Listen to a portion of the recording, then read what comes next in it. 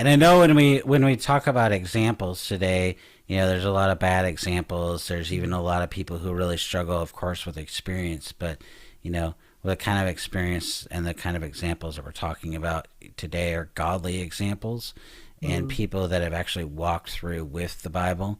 And that's an important distinction just for people as they come mhm, out and dealing with false doctrine, word of faith, and other things today.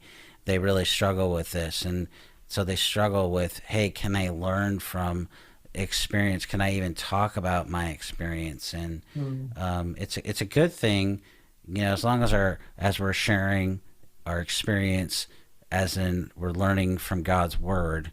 We're mhm, always tethering it to God's word and what God mhm, has said and what God means, and then how I actually took those principles and learned from it. mhm. And I think that's an important thing for people to hear today, because, like I said, you have the influence of the Word of Faith, and which just talks about my experience and other things today that that that can give the impression, right?